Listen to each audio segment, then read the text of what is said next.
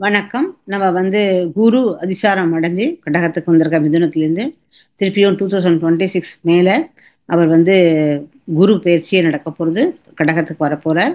அதாவது மீன ராசி, மீன லக்னக்காரர்களுக்கு ராசி அதிபதியானது லக்னாதிபதி 5ஆம் இடத்துல போய் உச்சமடைய போறார். அதுக்கப்புறம் அ அத பத்தின பலன்கள் தான் உங்களுக்கு நான் சொல்லப் போறேன். இப்போ அதுக்கு முன்னாடி போறதுக்கு முன்னாடி உங்களுக்கு ஜாதகம் பார்க்கணும்னாலோ, இல்ல உங்களுக்கு ஜாதகம் படிக்கணும்னாலோ என்ன வெப்சைட் இருக்கு jayasreebalan.com. அது த்ரூவா நீங்க என்ன ரீச் பண்ணலாம். அது மட்டும் இல்லாமல் நீங்க பணமே குடுக்காம நான் சப்ஸ்கிரிப்ஷனுக்கு எல்லாரும் பைசா கேட்கறா. நான்லாம் உங்ககிட்ட இருந்து ஒரு பைசா எதிர்பார்க்கல. ஃப்ரீயா தான் இந்த சர்வீஸ் பண்ணிட்டு இருக்கேன். அதனால உங்களுக்கு அ எந்த மறைச்சு டெக்னிக்கலா மறைச்சு அந்த மாரியெல்லாம் இல்லாம, எப்படி பார்க்கணுங்கிறத ஒரு தெளிவா உங்களுக்கு ஒரு ஜாதகத்த படிக்கிறத சொல்லிக் குடுக்குறேன். அ அப்படிங்கும்போது நீங்க சப்ஸ்கிரைப் பண்ணும்போது, உங்களுக்கு நெக்ஸ்ட் என்னுடைய பதிவுகள் உங்களுக்கு ரீச் ஆகும்போது, நீங்க யார் யாரெல்லாம் ஜாதகம் படிக்கணும், ஜோசியரா ஆகணும் அப்படிங்கிறாளோ, அவங்களுக்கு மிகவும் இது ஹெல்ப்ஃபுல்லா இருக்கும். இப்போ தனுர் ராசி, தனுர் லக்னக்காரர்களுக்கு உங்க ராசி அதிபதியானவர் பூர்வ புண்ணியஸ்தான அதிபதி பூர்வ புண்ணியஸ்தானத்துக்கு போய் உச்சமடைஞ்சிருக்கார். அது மட்டும் இல்லாமல் 10th லார்ட் அப்படின்னு சொல்லக்கூடிய கர்மாதிபதி, கேந்திராதிபதி, கர்மாதிபதி அப்படின்னு கரியர் கூடியவரும் உங்களுக்கு 5ஆம் இடத்துல உச்சமடைஞ்சிருக்கார். இப்போ இதனுடைய பலன்கள் அவர் அவரு உங்களுடைய 9ஆம் இடம் பூர்வ புண்ணிய ஸ்தானத்தையும் பார்க்கிறார், உங்க ராசி அதிபதியும் பார்க்கிறார். ஸோ அதனால என்ன கேட்டீங்கன்னா, இதுல ஃபர்ஸ்ட் பாயிண்ட் நம்ம இந்த 10th லார்டானது இதுக்கு போயிருக்கும்போது கர்மாதிபதி திரிகோணத்துக்கு போயிருக்கு இல்லையா? அப்படிங்கும்போது திரிகோண கேந்திர ராஜயோகம் அப்படிங்கிற ஒரு ராஜயோகத்தையும் உண்டு பண்றது. ஸோ இது உங்களுக்கு டபுள் பூஸ்ட் அப்படின்னு சொல்லலாம் இந்த இடத்துல. இப்படிங்கிற யார் யாருக்கெல்லாம் குழந்தை இல்லை, குழந்தை பிறக்கும். யார் யாரெல்லாம் ரொமான்ஸ் பண்ணணும், ரொமான்ஸ் பண்ணிட்டு இருக்கா, அவளுக்கு கல்யாணம் ஆகணும், கல்யாணம் அவளுக்கு கல்யாணம் நடக்கும். அப்புறம் யார் யாருக்கு ஜாப்ல ப்ரமோஷன் வேணும், ஜாப் ப்ரமோஷன் கிடைக்கும். அதுக்கப்புறம் என்ன சொல்ல முடியும், இப்போ 5ஆம் இடம்ங்கிறது உங்களுக்கு ஹையர் ஸ்டடிஸ் வேற இருக்கு. அது மாதிரி ஸ்டடிஸ் ஏன்னா 9ஆம் இடத்தையும் அவர் பார்க்குறார். அதனால நீங்க அதையும் பண்ணலாம். ஸோ இது மாதிரி எல்லாமே உங்களுக்கு பூர்வ புண்ணியஸ்தானம், உங்களுடைய தர்மங்கள், நீங்க பண்ண தர்மங்கள் இப்போ எல்லாமே தர்ம ட்ரெயின்ல வந்திருக்கார். தர்மமும் கர்மமும் ஒண்ணா வந்திருக்கு. அதனால நீங்க பண்ண புண்ணியமும் சரி, நீங்க பண்ண தர்மமும் சரி, இப்போ உங்களுக்கு அது உச்சமடைஞ்சு மிகவும் நன்னா இருக்கு. அதனால நீங்க இது என்னன்னு கேட்டா நம்மளுடைய 9ஆம் இடங்கிறது நம்மளுடைய மூதாதையர்கள், நம்மளுடைய இது ஆன்சஸ்டர்னு சொல்ல முடியும். 5ஆம் இடம்ங்கிறது நமக்கு வரக்கூடிய குழந்தைகள், சந்ததிகள்.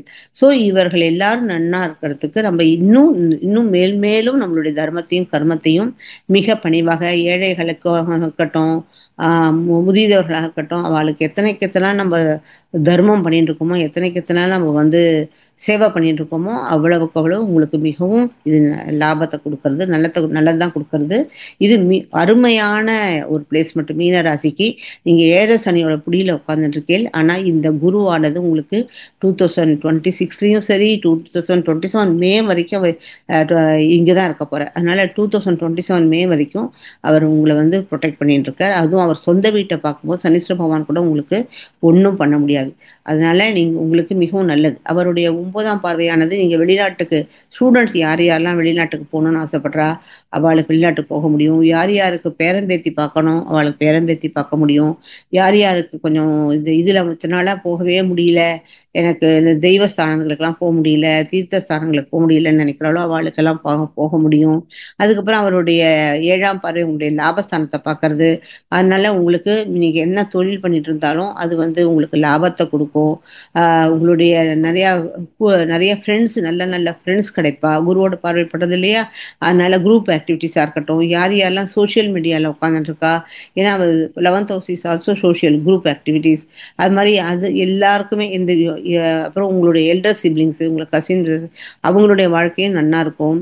ஸோ ஆக மொத்தம் இது அப்புறமா அவர் உங்களுடைய 9ஆம் பார்வையாக உங்க ராசி, உங்க லக்னத்தை வேற பார்க்கிறார்.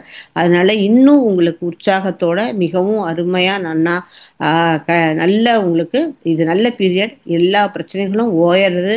இது வரைக்கும் இருந்தது இந்த 2026 மே வரை 27 மே வரைக்கும் மிகவும் அருமையாக இருக்கும்.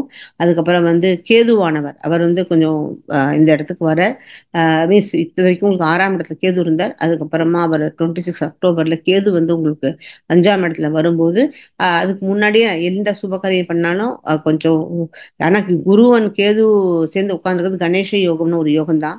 அதனால இது வந்து உங்களுக்கு எந்த கெடுதலும் பண்ண மாட்டான். பட் இருந்தாலும் நீங்கள் வந்து கொஞ்சம் நல்லபடியாக கோயிலுக்கெல்லாம் போய் நான் சொன்ன மாதிரி ஆஹ், ராமர் சம்பந்தப்பட்டது, பெருமாள் சம்பந்தப்பட்ட கோயில்கள் எல்லாம், ஏன்னா இதுவே வந்து பெருமாளுடைய வாசம் பண்ண இடம் தான்.